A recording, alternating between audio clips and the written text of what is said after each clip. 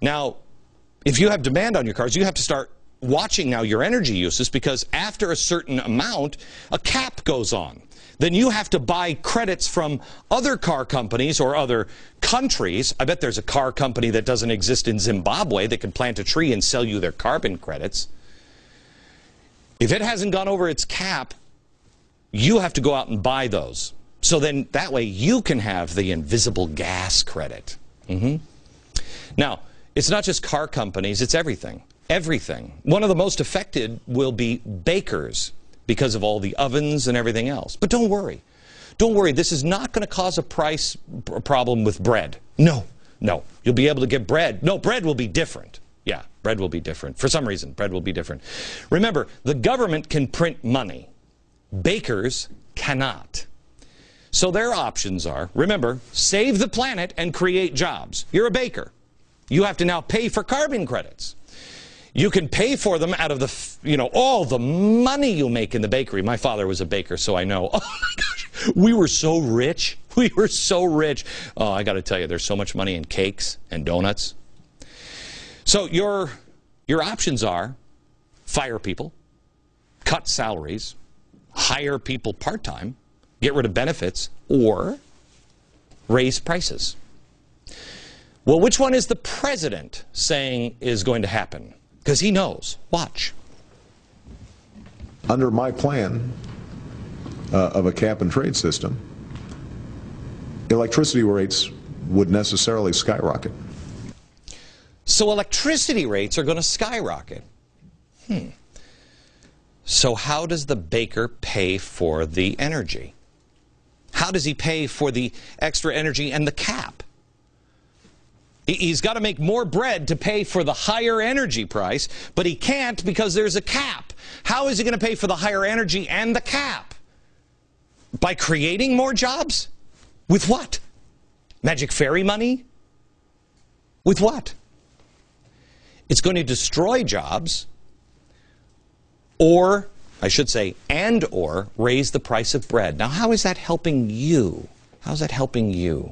Oh, I remember now. That's right. We're going to save the planet. That's how it's helping you. Save the planet. Jesus wants you to save the planet. Look, here's what I think Jesus wants you to do. I think Jesus wants you to be a responsible citizen and don't litter. Be responsible and don't dump stuff into the rivers. That's what Jesus wants you to do. We all have to share the earth and we have to have it go on for future generations. But Jesus doesn't want a cap and trade system. Really? You're asked to sacrifice to save the planet. They'll have you believe that's the point of it.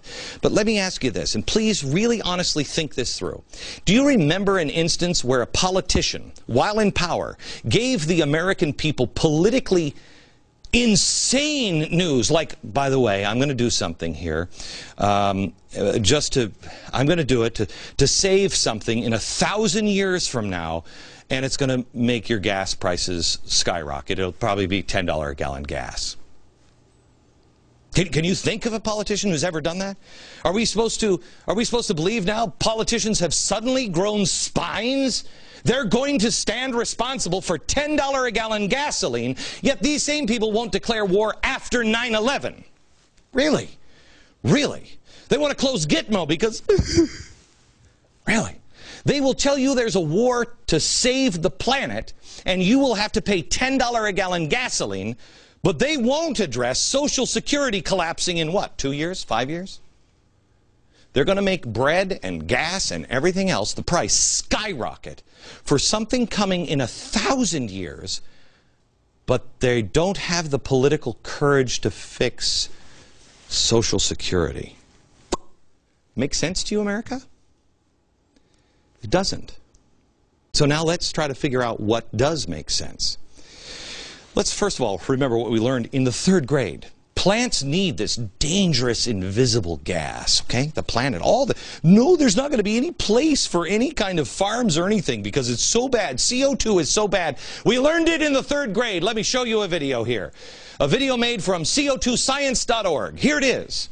This plant over here, time-lapse photography, getting 180% increase in CO2 levels. That's 30% higher than the worst-case predictions by the end of the century. This plant getting the regular, dangerous, evil amount. Which one's doing better? The plant that's getting the we're all going to die amount actually seems to like CO2. Gosh, I do think I remember learning that. Maybe it was in the 2nd grade. It's not about saving the globe, okay? We also know that they are creating a global governance structure. Look what they're already doing on every other front.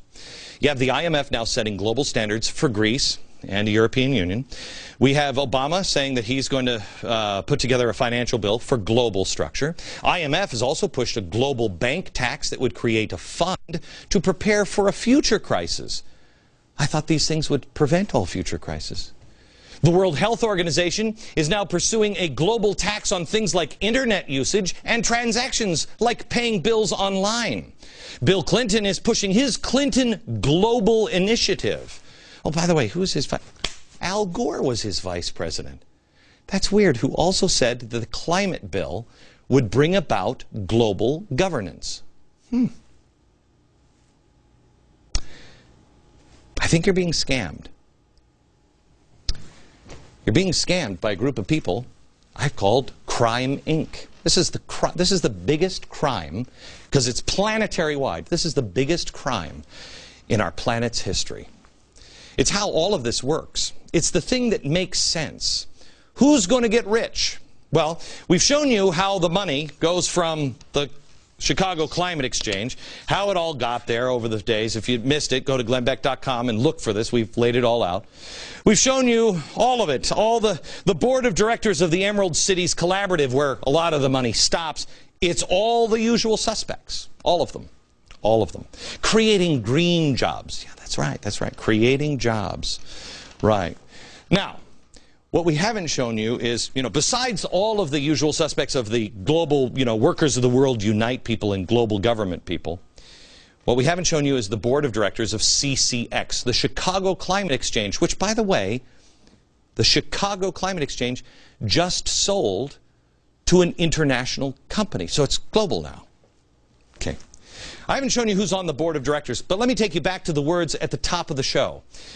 The top of the show, I showed you these words. It was from a 1990 interview.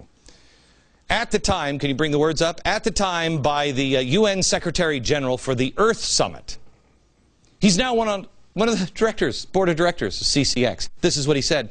What if a small group of these world leaders were to conclude that the principal risk of the Earth comes from their actions, the actions of rich countries, and in order to save the planet, the group decides, isn't the only hope for the planet that the industrialized civilizations collapse? Isn't that our responsibility to bring this all about?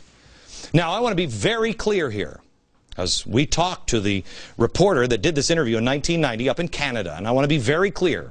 He was fantasizing about a plot of a novel he was thinking about writing.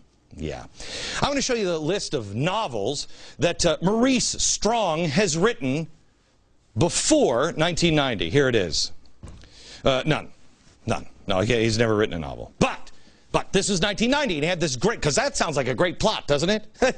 Is it? How many has he written since? None. Wow. That's, You know what? He's been busy. He's got this great novel idea, but he hadn't had time to do it because he's involved in collapsing the global economies into the hands of a global government. Isn't that interesting? It's almost like his book. Maybe it's performance art. This isn't about CO2. It's not about the planet. You know what this is about? This is about the evil rich people of the world, namely you, because remember, you're the wealthiest 10% in the world. I think you might be even the wealthiest 1% in the world. This is about the evil rich countries. In other words, you. That's what this is about. The guy's name is Maurice Strong. Goes without saying he's a socialist. He's also Canadian. I want to show you. Those don't necessarily go hand in hand. I know a lot of great Canadians. I want to show you his resume, and then I need your help. Next.